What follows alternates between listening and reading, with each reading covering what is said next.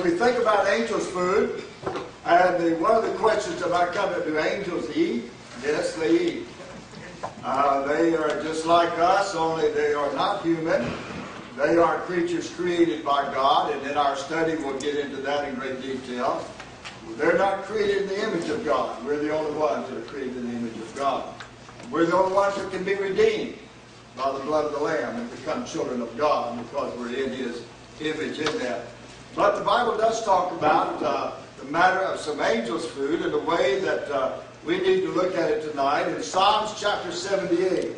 Now you can look it up in your Bible or you can read it off the screen as we'll see this and have the scriptures up there. In Psalms chapter 78, verse 22, God was talking about what He did with the Israelites as He brought them out of Egypt and how they disobeyed.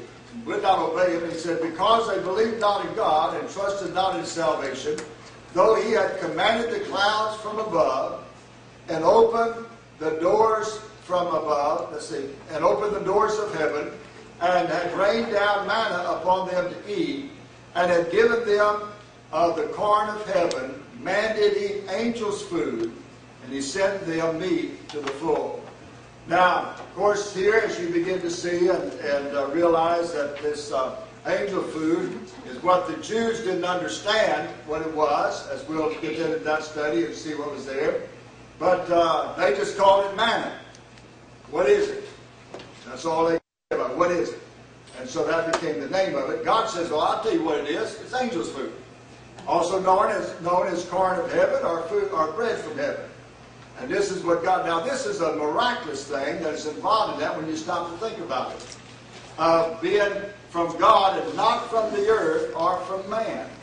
And all that it would be involved with this. So as we look at this, and our first question on there, God fed Israel with the corn of heaven and angels' food.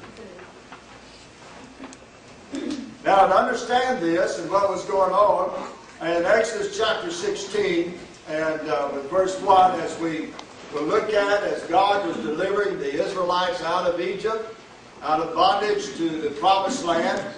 And now we're not talking about a couple of thousand people.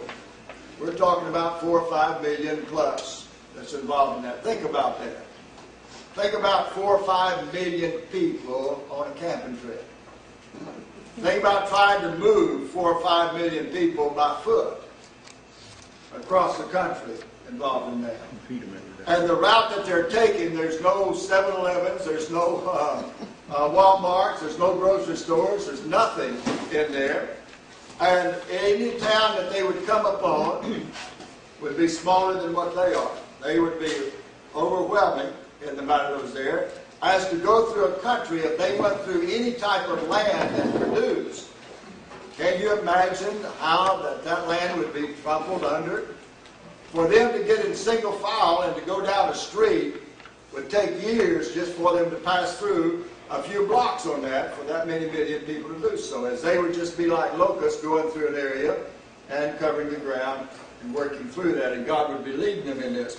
Well, we find in Exodus now, in chapter 16 and verse 1, and they took their journey from Elim, and all the congregation of the children of Israel came unto the wilderness of Sin, which is between Elim and Sinai. Then he goes on to say in this, as you see the wilderness of Sin, and this is the area here, and this is where the quail and the manna was first given to the Israelites.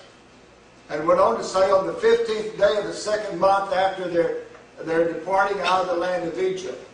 Now, for the first 15 days, you had 2 months, and it was on the first month and then 15 days in the second month.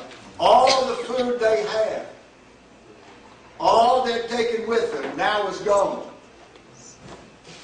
I mean, they ate everything in town. There was nothing left. They didn't have any place to buy any food. And where could they buy that much food? Where could they get that much food? It was totally impossible. Now, they were anxious to get out as they were coming out of Egypt. There were many things that were happening. They weren't thinking about the food necessarily.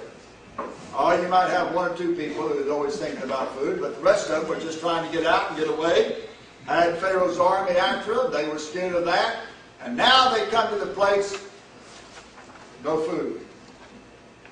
Nothing to eat involved in this. So question number 2.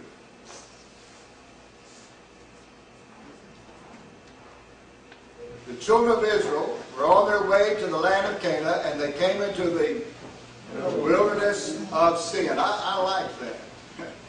That speaks a lot for itself. We are always involved in sin.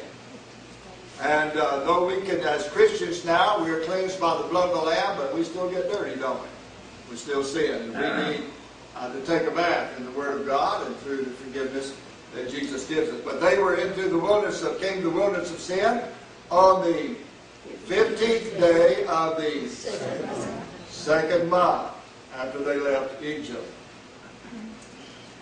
Well, when they got there, they had a problem, as we mentioned. They didn't have anything to eat. So in verse 2, the whole congregation of the children of Israel murmured against Moses and Aaron in the wilderness.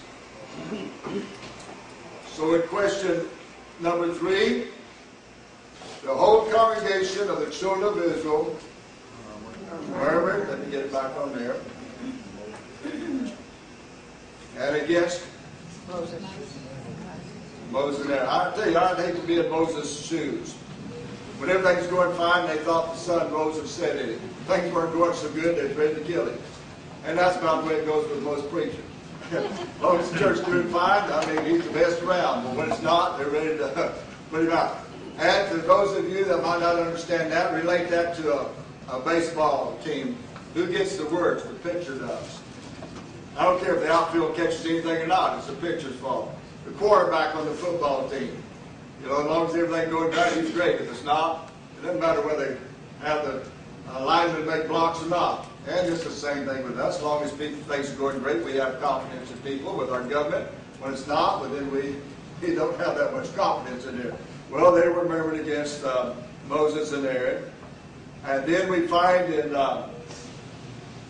Exodus chapter 16, verse 3, and the children of Israel said unto them, Would to God we had died by the hand of the Lord in the land of Egypt.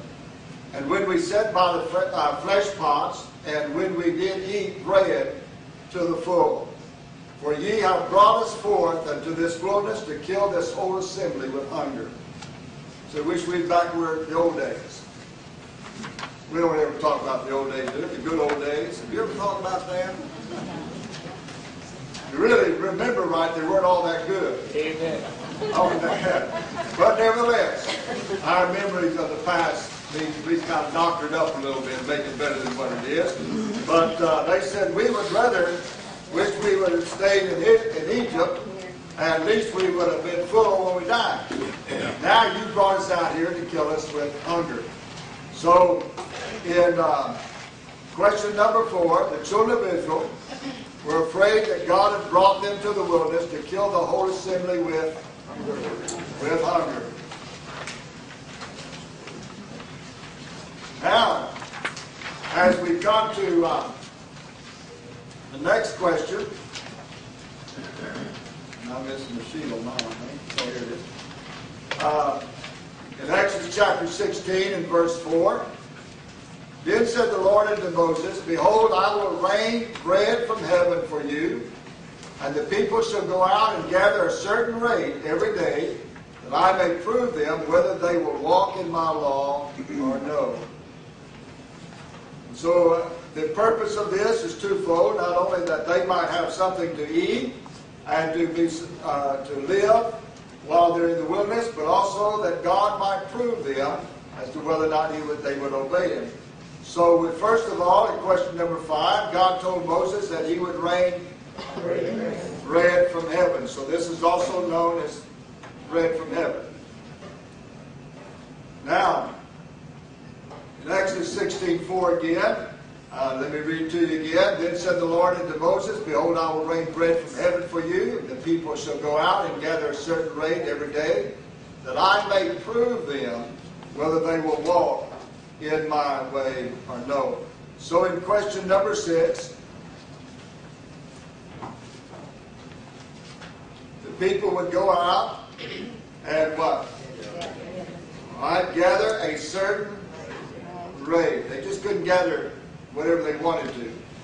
They did this every day in order that God may prove them. Think about that. They couldn't do it their way. What are we doing today? We want to serve God our way, don't we?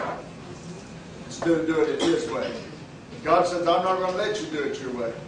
You're going to have to do it my way if you're going to survive of what's going on. You're going to need to learn to trust me and to follow me. And so again, in that same verse, he said that the last part of that I may prove them whether they will walk in my way or not. And so we find in question number 7, God wanted to know if the children of Israel would walk in His way or not, would walk. This means activity. This means following. This means service. And all of this has a reason for it and what's involved even in our lives today in that.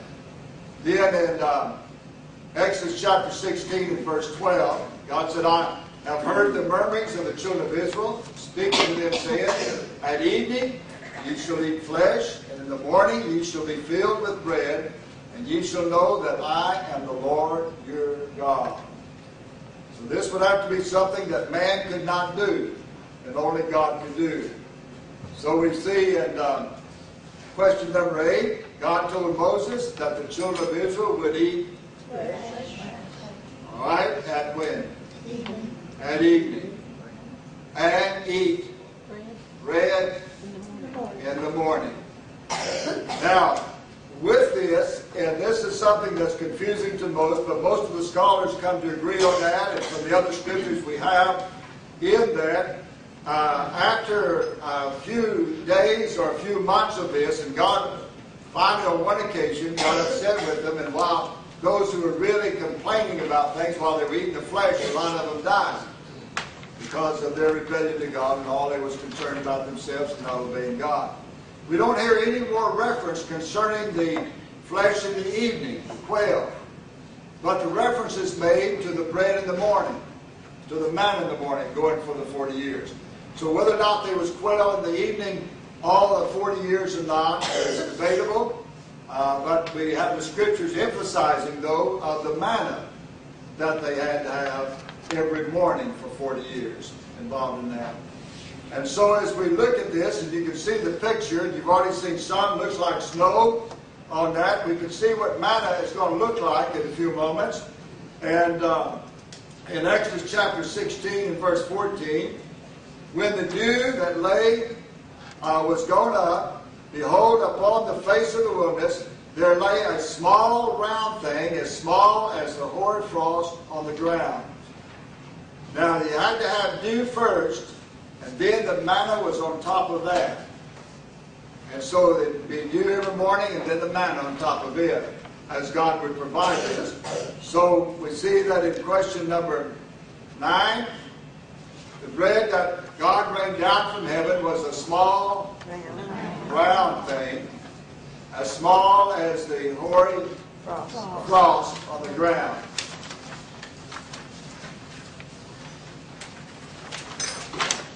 Now the description of this angel's food, the manna, we find in Exodus chapter 16, verse 31. And the house of Israel called the name of the manna, thereof manna, and it was like coriander seed, white, and the taste of it was like wafers made with honey. Now, I've got a jar of the coriander seed. And y'all can pass that around, if you would, down through the tables. And as you get to the back, pass it down the other side. You can kind of take a look at the size of a coriander seed. So we find in question number 10, the bread that God rained down from heaven was like a coriander seed, and what color was it? White in color. Now, the seed is a 3/16 of an inch in diameter. You can see the scale up there. I took, and when I went to a hobby shop, and I got some beads the same size, same diameter, and I took those and put them in the grass. I took a picture of that as if they were just sparsely put out on the ground, and you'd see what was involved in it. That's not the way it happened, though. Though it was up on the grass, but not like that. But just so you could get an idea of what was involved with that. And I'm going to pass some of these around, and you can take a look at this, about the size of what manna would look like.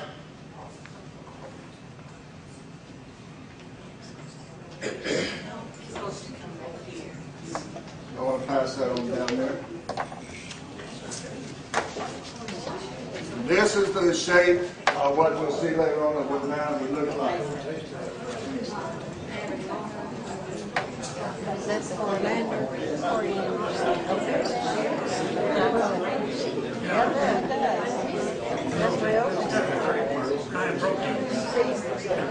If y'all pass those around down to the table so others can see them.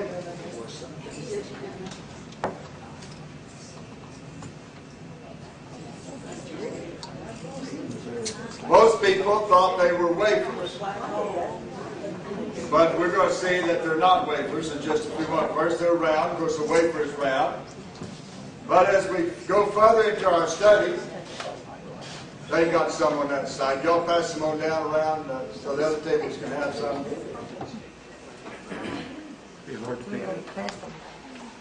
The manna was like a coriander seed, and the color thereof was the color of dilim, or belden, however you want to pronounce that.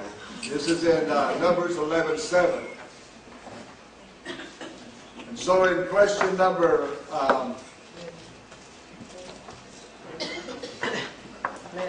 11, the bread that God rained down from heaven was as the color of whatever, however you pronounce that. I think Jerry would call it a hard word. That's it.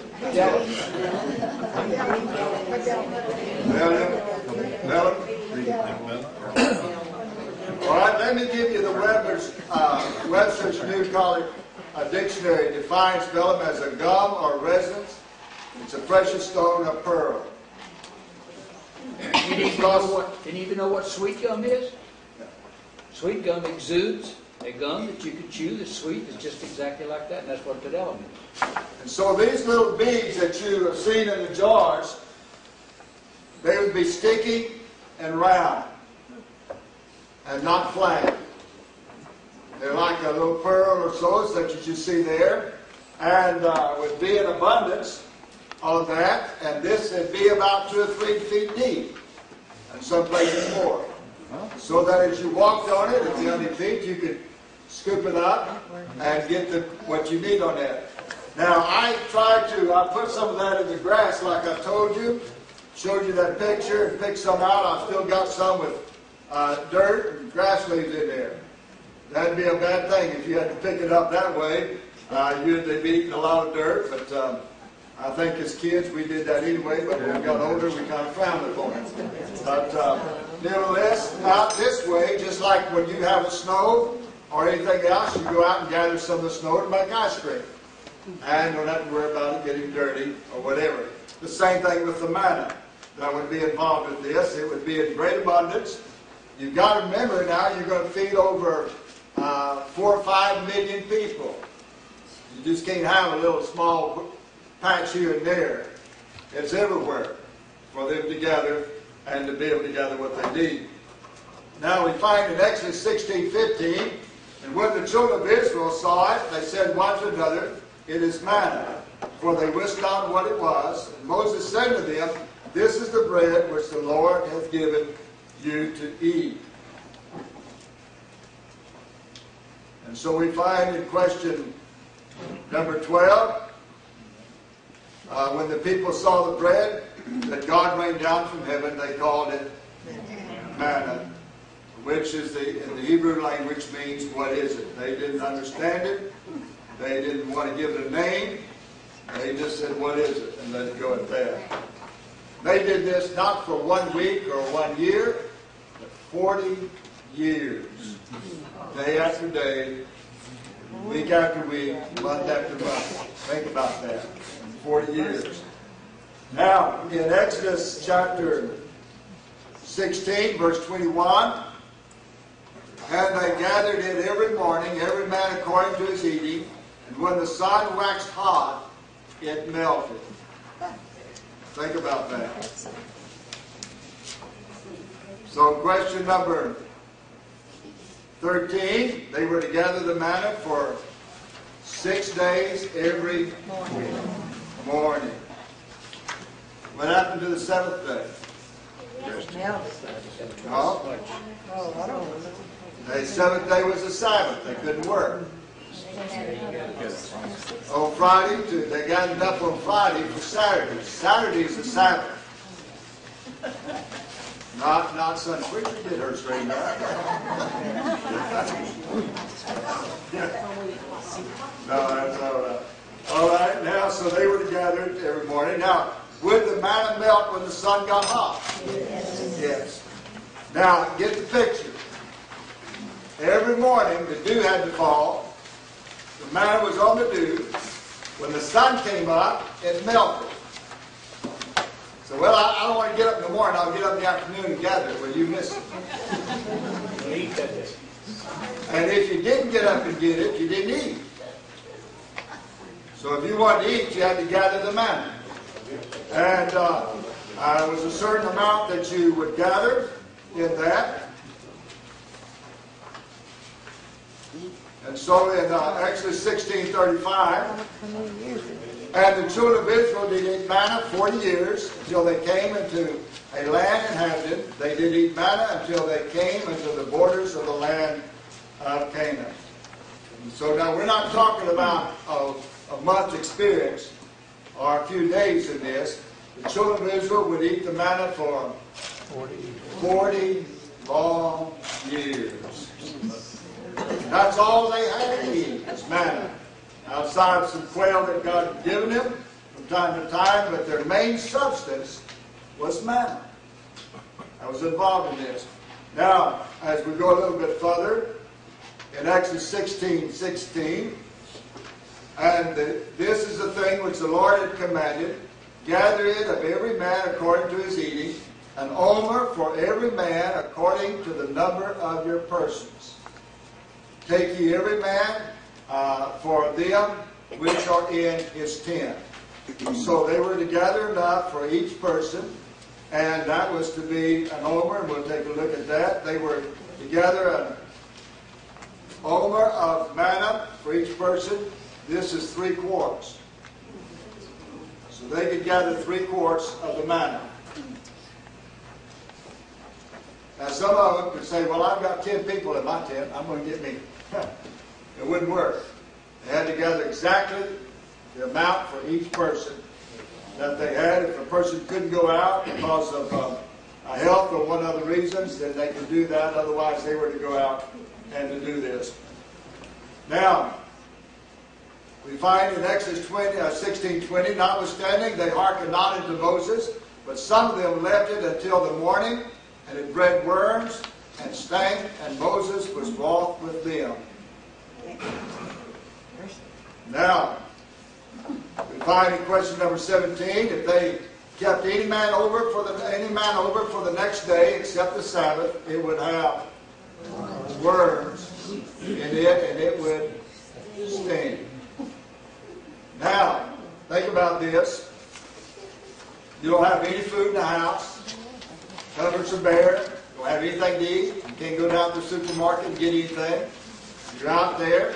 You gather the manna for that day. You're going to have enough for you to eat that day only. If you decide, well, I don't know about tomorrow. It's storming. It might be storming tonight, and the dew's not going to be in the morning. We might not get any manna, so I'll keep some over.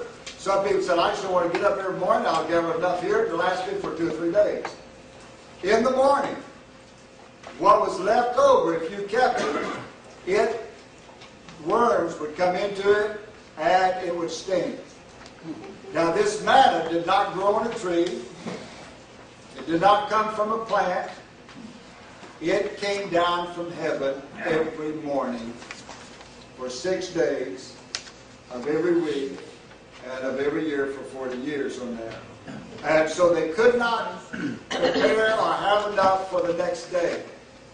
They had to depend on God every night that God would provide manna the next morning.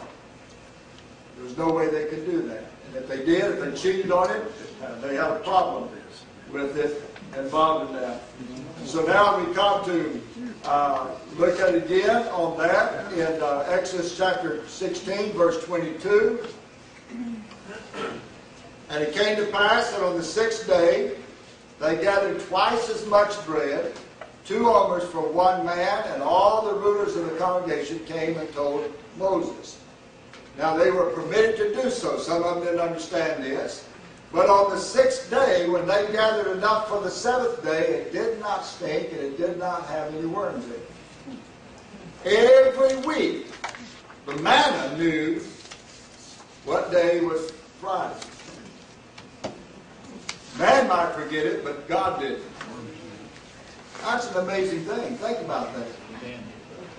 And where that they would gather enough for the Sabbath. Then, if they tried to do that on Monday and gather twice as much, it would stink the next day and be full of worms. I wondered about those worms since it didn't come from heaven. I mean, the manna didn't come from a tree or from the ground. Where did the worms come from? In that, but nevertheless, in a matter of a few hours, the worms would be there, involved in them. They could not store it. They did not have refrigerators. They could not gather the manna in the quarts and leave it sitting there. When the sun came up, what manna was in the field melted. When they got the manna, they had to do something with it right then. And so, as we look at this, for this next question, we need to finish that at 18. Could they gather enough for 2 days on the 6th day? Yes. Now, in Numbers chapter 11, verse 8, and the people went about and gathered it and ground it in mills, or beat it in a mortar and baked it in pans and made cakes of it, and the taste of it was as the taste of fresh oil. So immediately they had to make bread with it or cakes with it. But they had to eat it all that night. If they left it for the next day, worms, and it would stink. So you could not have anything for the next day. Every day you had to depend on this until you came to the 6th day on Friday. Then you could have enough for Saturday, the Sabbath, and then you'd back to each day involved in that. So this was a day-by-day event that happened there. So let's look at question number 19. They would grind it, and beat it, and bake it in pans and bake cake of it.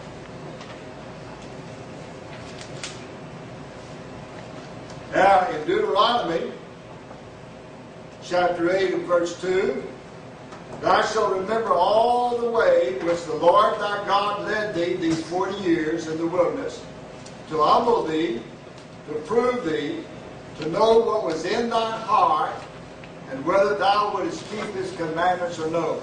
Now, God knew what they would do, but he wanted them to know what they would do. Are you realizing what you're doing in your life right now? We go through motions and don't even realize what we do. We do things and don't even give a second thought about what we're doing. We say words to people and don't give a second thought about that. We say things to God that we don't give a second thought about it. If God took us literally, we wouldn't be here in that.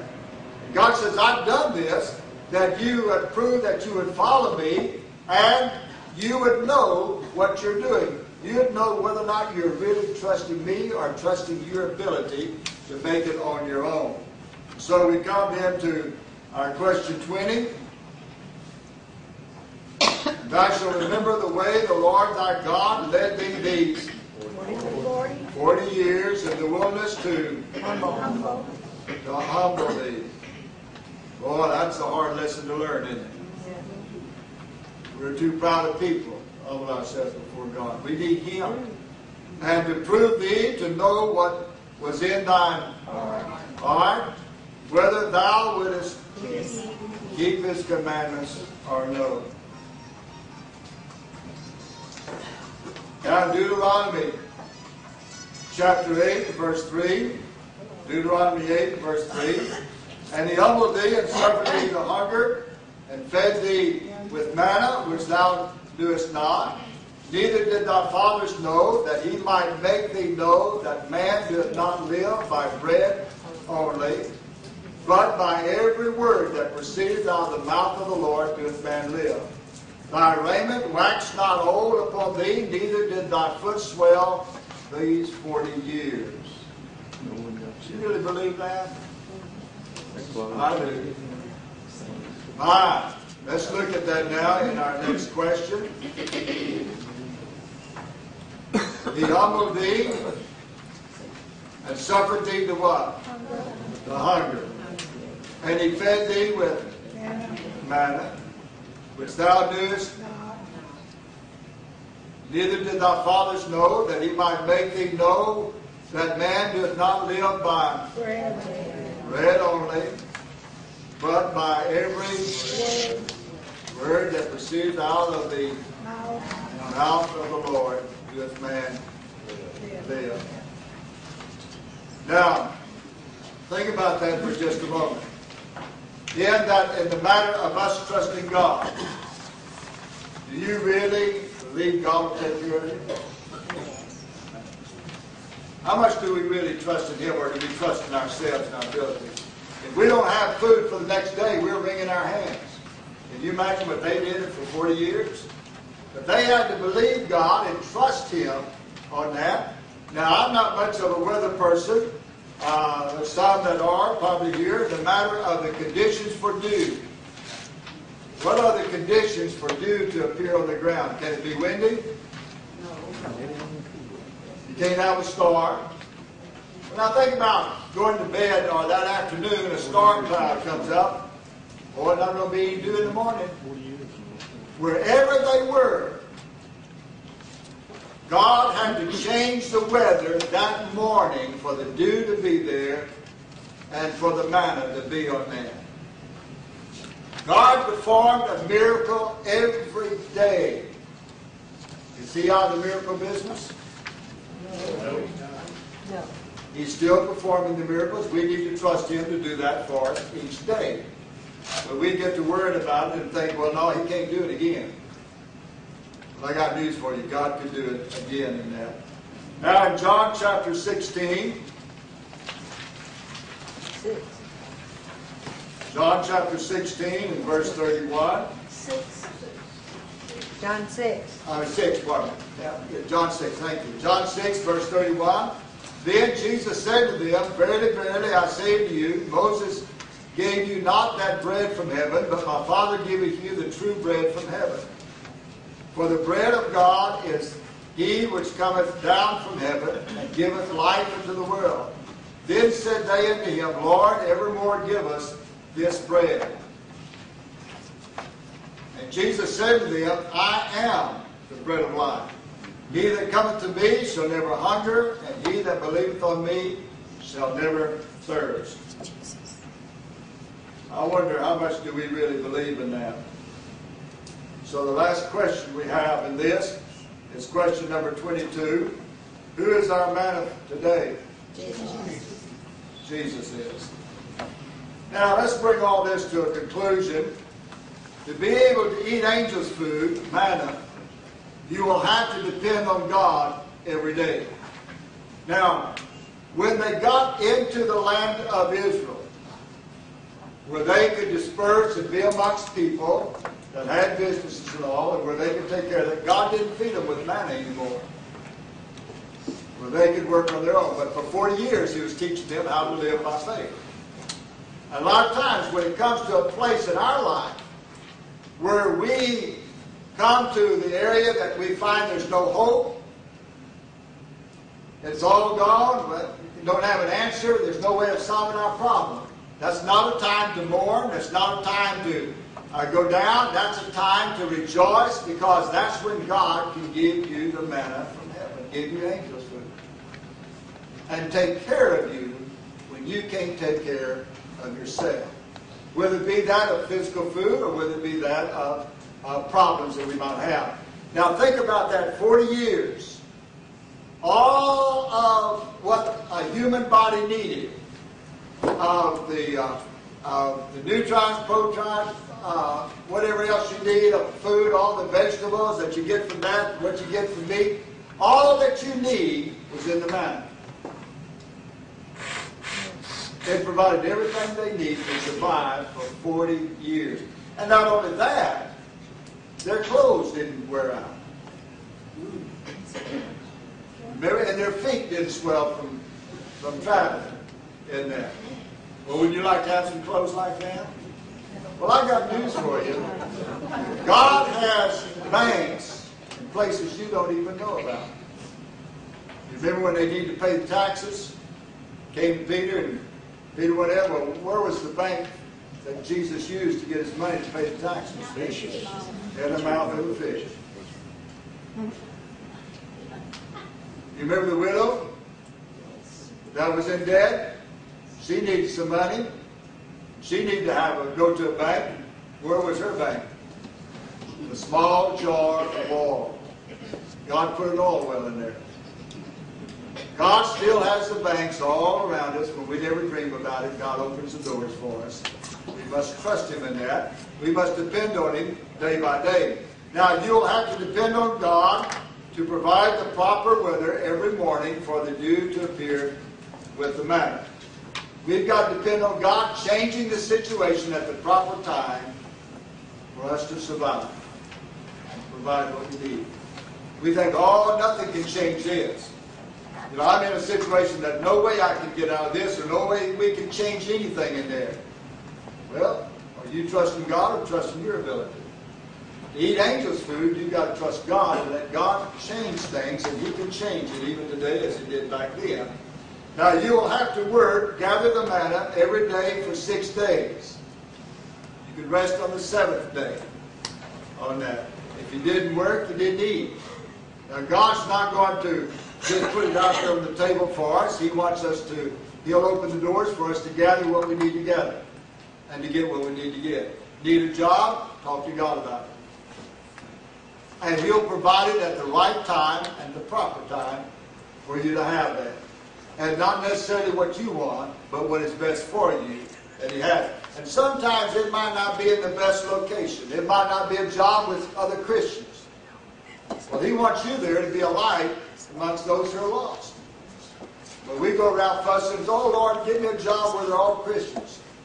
You know, no, we're to be a light in the world, amen? And so we have to depend on God for that. Now, if you do not gather any manna, you will not eat, even though God provides the manna for you. Blessings out there that God has for you. But if you're not going to trust Him and not going to do what He wants you to do, it's there, but you're going to miss it. And you're not going to have it in there.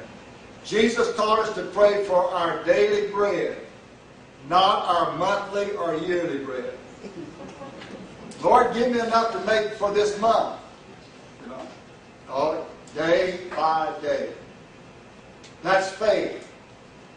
We're to live by faith. We want to say, yeah, now Lord, I believe You can do it, but I need to see where I'm going for the next mile or two. No. He wants you to step out in faith where you don't see what's tomorrow at all. You don't know how it's going to work out or what else is in there. To eat manna, to serve God, to serve Him by faith. We pray for our daily bread, not our monthly or yearly bread. Then each night, all the bread or manna will be gone. You will have to trust God to provide manna the next day. It's one day at a time. One day at a time. Lord, I need You to heal me. We want it done now. It might be later on that God works in that. It might be that God is going to use you in a way that you haven't thought of in whatever the situation might be. We've got to trust God in what He's doing and how He's taking care of us, and not trust ourselves in this. And then you need to depend upon God every day. So to eat angels' food, to eat manna, to serve God is that of faith, day by day, in serving Him. You to read your Bible every day, have faith day by day, pray every day, walk with Jesus one day at a time. Well, preacher, I prayed yesterday. I went to church last month. That's enough. It's day by day in there. And so, eating angels' food is to do that, experience the miracle of God, depending upon God, is strictly by faith. You're not going to see what's tomorrow. You trust Him day by day. And the food is the best that there is. God's blessings is the best that you can have in there. And so I pray that this has been a blessing to you, and that you will share with others, and I encourage you to live day by faith. Start trusting God now. Not tomorrow, but right now. And thank you for coming. Harold, do you have anything else you want to? I appreciate you and your knowledge, and I appreciate this group that's come out. I look forward to, we may start doing this a little while. All right now.